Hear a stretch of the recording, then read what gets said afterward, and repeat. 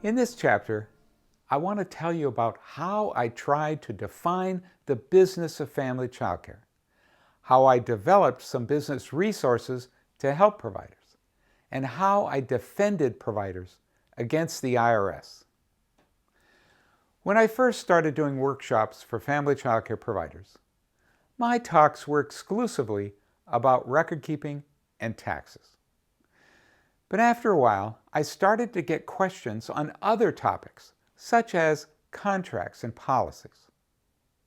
So I began to offer workshops on contracts and then on legal issues. After a few years, I realized I needed to establish a definition of the business of family childcare. Then I came up with 5 topic areas that I thought all providers should master: record keeping and taxes, contracts and policies, legal and insurance, marketing, money management, and retirement. My vision was to first offer trainings on these topic areas. Then I would write a book on each topic. Then I would write a curriculum on each topic for trainers. Then I would write online classes. Then I would build a website around these 5 areas. Lastly, I would create 3 DVDs. In all, it took me about 20 years to finish creating all of these resources and completing my vision. My hope has always been that family childcare providers would recognize that caring for children is only half their job. The other half is taking care of business. I also hoped that childcare organizations that serve family childcare providers would understand the importance of helping providers to build a more successful business, and that the business of family childcare was more than just record keeping and taxes. All 5 topic areas need to be addressed. As I retire, I look back and see that some progress has been made, but much still needs to be done. Here's a summary of what I was able to accomplish in my career. I've answered over 100,000 calls and emails from providers, trainers, and tax preparers.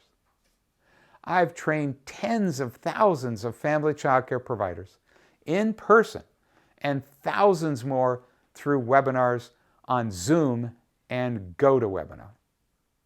I've spoken before an audience as small as 1 and an audience as large as several thousand through an online webinar. Sometimes my workshops were simultaneously translated into other languages, including Spanish, Russian, Chinese, Somali, and Hmong. I've delivered many keynotes without incident, spoken at countless state and local family childcare conferences, as well as many national conferences sponsored by the National Association for Family Childcare, the National Association for the Education of Young Children, the National Child and Adult Care Food Program Sponsors Association, the National Organization of Child Care Resource and Referral Agencies, and the Minnesota Family Childcare Licensors Association, and others that I can't remember. I've encouraged other trainers to help providers with business issues. Over the years, I've trained hundreds of trainers across the country. I've also tried to help educate tax professionals on the unique tax issues facing family childcare providers. I've spoken at tax preparer conferences and written articles for 2 national tax professional organization journals. I've written 11 books and 3 DVDs that have sold more than 550,000 copies.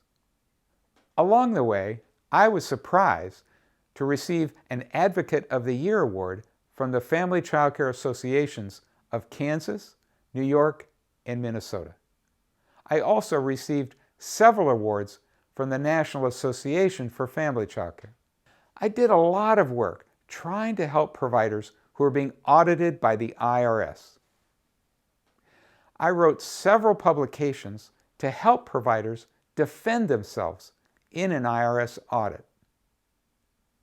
I represented dozens of providers who were being audited. I won one audit where the provider cared for children 24 hours a day, 7 days a week. Her time-space percentage was 98%, which allowed her to claim 98% of her house expenses. This was an extremely high percentage, and yet we won. Usually, I could get audit issues resolved quickly, but sometimes that wasn't the case. There were 6 occasions when I had to appeal the audit to U.S. tax court, and I won all of my tax court cases. In one case in 2006, the provider had hired her husband to work for her business. She set up a medical reimbursement plan that allowed her to deduct as a business expense most of her family's medical expenses. After several unsuccessful appeals, we ended up going to trial in U.S. tax court in St. Paul. Many months later, the judge wrote a long opinion, and we won. I had spent over 100 hours researching and writing on this case. The judge's opinion was so clear that I decided to sue the IRS for my time defending the provider. My lawsuit said that the IRS did not have a reasonable basis for challenging this deduction in the first place. After some back and forth, the IRS paid the child care agency I was working for $6,800. This was a great victory, and I later used this court decision to win several other similar audits of family child care providers. There were several times I influenced the IRS to change its rules. Family child care providers operate under a unique rule that allows them to claim expenses associated with their home by counting the hours and space they use in their business. In 1991, I was helping a provider who's being audited. The auditor said that to determine how much of her house expenses she could claim, the provider must count how many hours she was using each room in her home each day. In other words, she would have to track that she was in the playroom with the children for, say, 2 hours, and then in the kitchen for 1 hour, and so on. Obviously, this would be a record-keeping nightmare. We asked the auditor to contact the National IRS office to clarify and change this. The National Office issued a memo supporting the auditor. Wow, this would be a disaster for family child care providers across the country. I helped lobby our Democratic U.S. Representative Bruce Vento and Paul Wellstone, as well as our Republican U.S. Representative Dave Durenberger, to intervene and ask the IRS in Washington to reconsider their ruling. Eventually, the IRS did reverse their decision and issued a revenue ruling. This ruling states that providers need only count the total number of hours they work in their home without having to track hours in any particular room. This ruling remains to this day the best description of how providers can calculate their time and space percentage. It has been cited in many other IRS publications and audits and represents a tremendous victory. In 2000, I heard that the IRS was working on an audit guide for family child care providers. The IRS had written a series of such audit guides on many other businesses: car dealers, construction companies, hair salons, and so on. These audit guides were written to help IRS auditors learn more about the particular industry so they could do a more effective job auditing an individual business. I thought this would be a good opportunity to clarify some issues in the audit guide for family child care providers. So I contacted the IRS and made a number of suggestions to include in this new guide.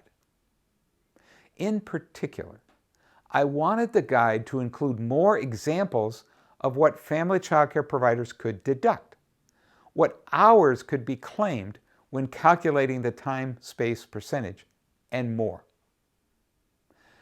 The IRS did adopt some of my suggestions, and this guide helped reduce the number of arguments providers had with their tax preparers and IRS auditors. In 2009, the IRS updated this guide.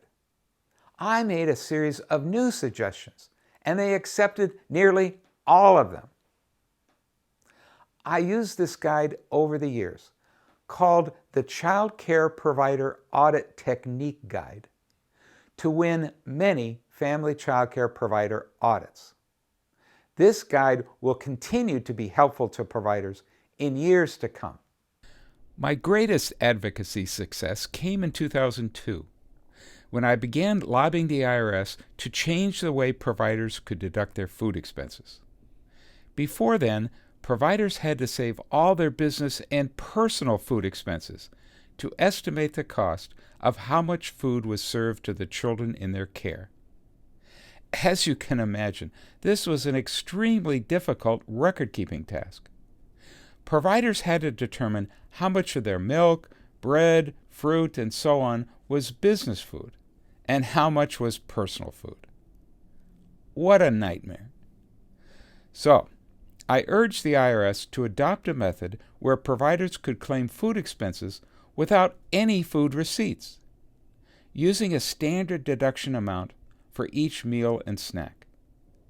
In 2003, the IRS accepted my idea and released a revenue ruling allowing providers to use a standard meal allowance method to claim their food expenses. The IRS estimated that this would save providers millions of hours of record-keeping paperwork each year.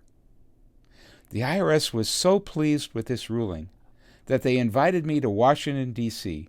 to participate in a satellite broadcast to IRS agents around the country to promote it. This was the highlight of my advocacy efforts. Today, over 95% of family child care providers use the standard meal allowance method to claim their food expenses. In addition to reducing their record-keeping burden, this ruling has helped providers save more money on their taxes. This was a big deal, a really big deal. In 2006, I submitted another idea to reduce the amount of paperwork providers had to fill out when hiring part-time employees.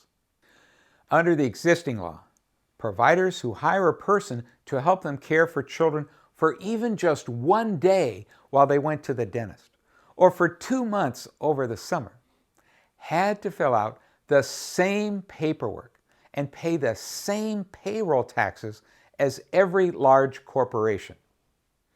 This didn't make sense to me.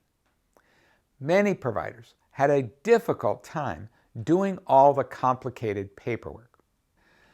I told the IRS that the problem was not that providers couldn't pay the payroll taxes. The problem was all the time it took to fill out the numerous tax forms. I urged the IRS to simplify the rules. My idea was to eliminate the need to pay quarterly payroll taxes on IRS Form 941 for employers who paid less than $4,000 in wages for the year. Instead, employers could pay these taxes at the end of the year using a new IRS form. After I lobbied the IRS, they created the annual IRS Form 944. Since then, this has reduced the paperwork for many family child care providers, as well as many other small businesses. Over the years, here's a few other non-IRS examples of work I did to advocate for family child care providers. In 2011, I helped spearhead a campaign that resulted in Jo-Ann Fabrics giving family child care providers the same discount as teachers. When family child care providers in Minnesota were finding it difficult to get homeowners insurance, I brought together insurance agents, local politicians, and the state insurance commissioner's office, and we came up with legislation that solved the problem. In another year, during a meeting of Minnesota child care advocates, I proposed the idea to make family child care providers eligible for the state child care tax credit. When this new law was passed, the state estimated it would save providers over $1 million in state taxes. At the national level, family child care providers who violate the Child and Adult Care Food Program rules can face expulsion from the food program for 7 years. Providers can appeal their expulsion. And for many years, I served as the appeals officer for a large food program sponsor in Minnesota. It became clear to me that most providers had very little idea how to present evidence to defend themselves. To help providers do a better job of this, in 2019, I wrote a guide for family child care providers facing CACFP serious deficiency allegations. I posted it on my website and urged the 2 major food program sponsor organizations to share this guide with their providers. I had hoped that this guide would be useful for the field. Unfortunately, the food program sponsors were not interested, and few providers now know about it. In 2020, the Small Business Administration announced 2 programs, the Paycheck Protection Program, PPP, and the Economic Injury Disaster Loan Program, EIDL. I wrote a series of articles on my website and delivered several instructional videos on how to apply for this money. I answered hundreds of questions about these 2 programs over the course of a year that resulted in many providers receiving thousands of tax-free dollars. In 2021, the federal government announced the Child Care Stabilization Grant Program that contained $24 billion in grants to providers in every state, territory, and tribe. I answered hundreds of questions and posted many articles, delivered instructional videos and webinars, helping providers to understand the tax implications of receiving these grants. In summary, as I look back on my career, I think I made some difference in helping the family child care field recognize the importance of the business side of family child care. However, improving the business skills of providers and their financial well-being is a long-term process. And despite all of my efforts, most family child care providers still do not have the measure of financial support they need to make a living wage. And they often don't have access to adequate business resources. There are 2 areas in particular where I wish I could have had a greater impact. First, too many tax preparers do not understand the unique rules affecting family child care providers. As a result, providers often pay too much in taxes. Second, providers often lack access to an affordable lawyer to help defend them when they face the loss of their childcare license, a parent lawsuit, or termination from the food program.